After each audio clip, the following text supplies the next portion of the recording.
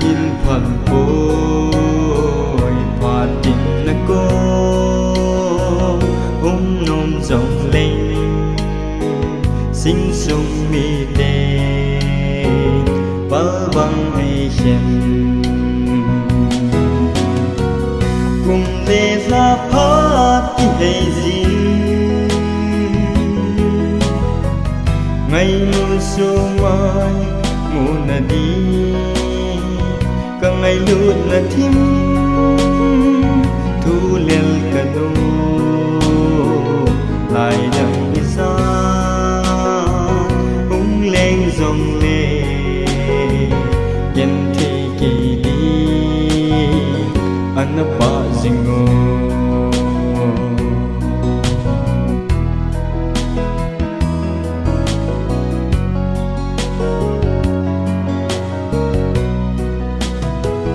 rồi lòng vui khi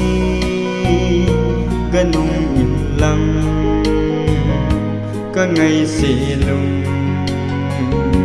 cả liêm bị ô ngủ ngồi in nó tăng qua in sun lên gia đình nó hin gheo ngài cùng lê ra phát đi hay gì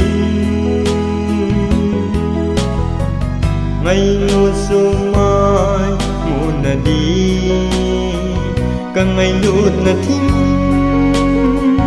thu lên cả nô lại đậm đi ra cũng lên dòng lệ nhân thì kỳ đi anh ba zingo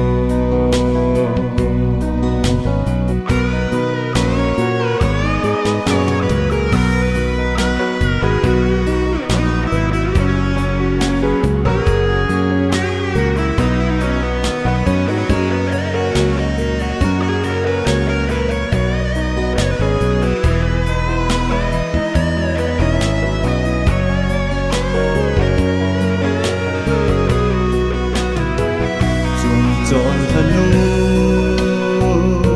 là vợ cụ lê mi tin nô min hon băng a lê dây lên đi đi ôi bài ta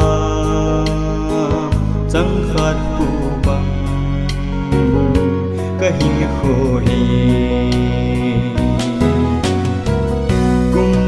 ra phát đi hay gì ngày mùa xuân mai mùa nà đi cả ngày lụt nà thím thu lên cả nô lại đậm đi ra